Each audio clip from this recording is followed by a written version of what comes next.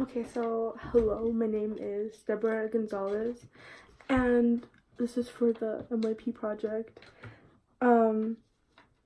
So I was gonna make this a podcast, but I wanted to record a video showing the process. So I'm basically gonna like do my oral report, but be making the making the product in the meanwhile, because the product for my project are making buttons. So my goal for this project was to start a business and continue to use the business after the project is done, and to expand it and make it a bigger thing. The business would consist of making and selling buttons, and I have all the stuff here for making the buttons. So I'm gonna make one to show you how the process works.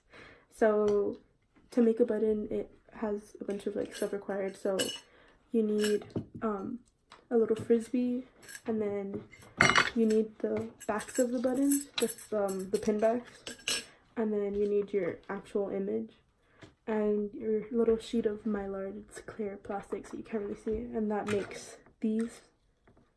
I have a machine in front of me, and I don't know if you can see, but it has two spoolie things, and it swivels around, so it's a swivel thing.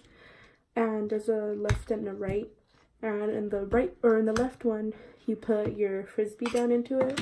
I already have one in there, and then you put your image, which goes onto here, and your clear sheet of plastic, and then I turn it around, and then there's nothing in the right one yet. Oh no, yes there is. Sorry.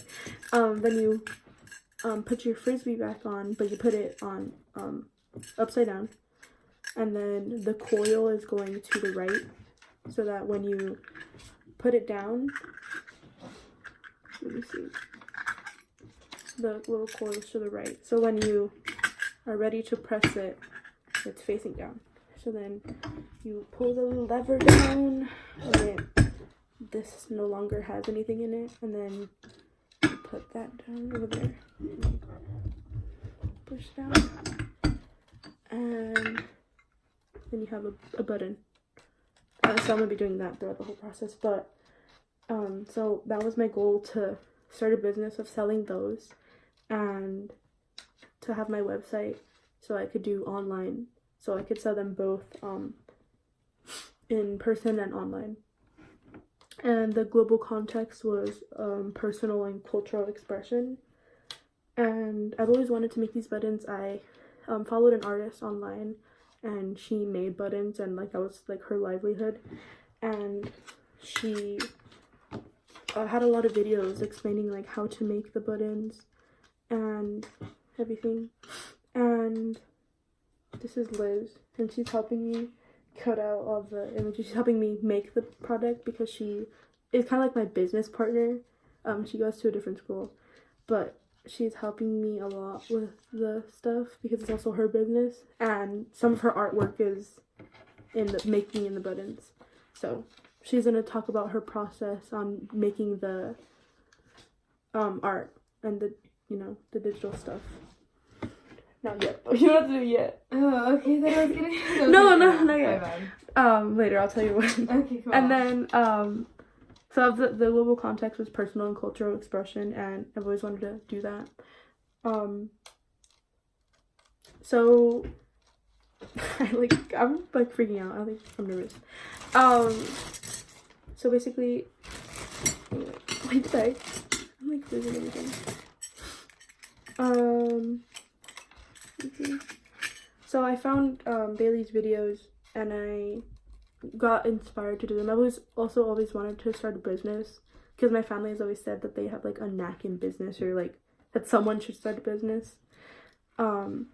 So I wanted to start one, and also a lot of my friends draw and are really good at art, and I personally really like making art. So I also wanted a place to kind of like put that art and start doing more with it, and not treating it like a hobby as much, or at least for my other friends, to not have them have to treat it like a hobby, and they could like start learning about like selling art and stuff like that. A lot of stuff that I needed to learn for the project was how to work Photoshop. So I had to learn how to work Photoshop and how to like separate layers and images and all that stuff. I also needed to look up fair use and copyright, so that like, because I wanted to, see if I took in a Photoshop image online and I put it into a button to see if that was illegal or not. And I learned up a lot about that, and I also needed to know if like what I need, what legal steps I need to take if someone ever were to take my art or my friend's art, like how do we handle that situation. I also needed to learn how to draw on a tablet, so I designed pins as well, so I had to learn how to draw on a tablet so that it could be digital, and then I had to learn how to make actual buttons, so I learned from several videos, but mainly Bailey's, and I learned how to use the machine, and I do. I also had to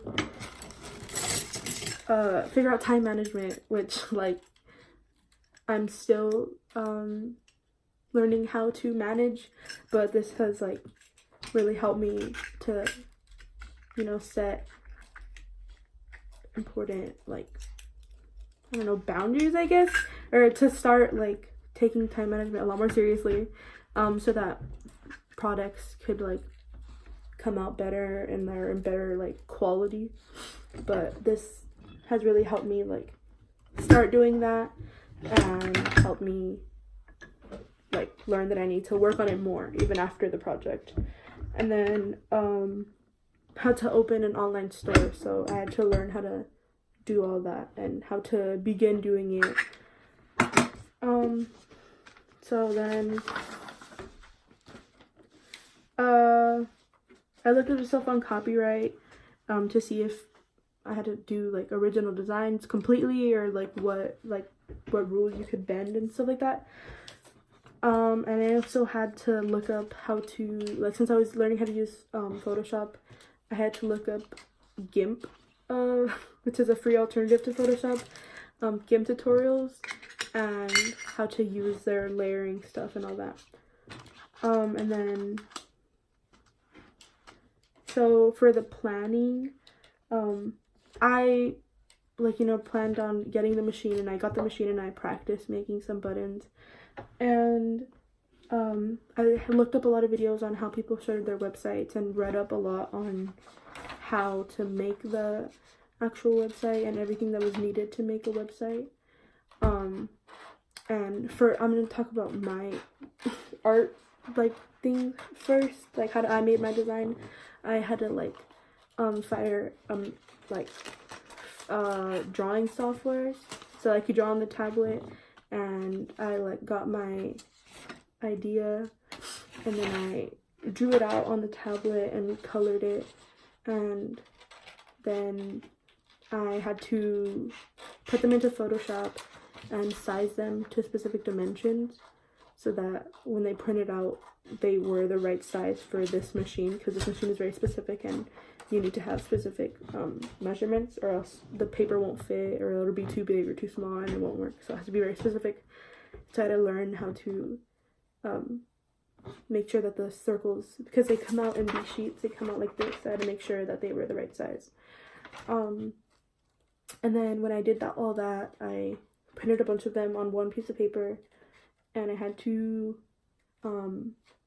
print them, and then now we're cutting them out, and I already showed you the process of making them. But Liz, I don't know, now you're going to talk about your process on how you made it, to see if maybe it's different or not. Like, what'd you do? Okay, well, it's pretty much the same as you, where I have a drawing tablet that I use, and I use an art program. It just allows me to have access to all the layers and basically a bunch of stuff that MS Paint doesn't give you, you know? So I had just come up with random designs that I thought looked nice, And I just sketched them out first and then colored them in too and added shading and everything.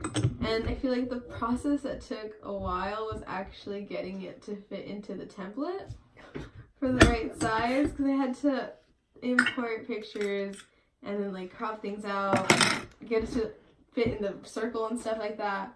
So that took a while. And once all of the designs are done, I would just send them to Debrah, and then from there she was able to print them and make the buttons. Yeah, so yeah, thank you. You can continue cutting, very good job. Cut away. So yeah, that was basically a process. Someone else, Alana, she made designs. She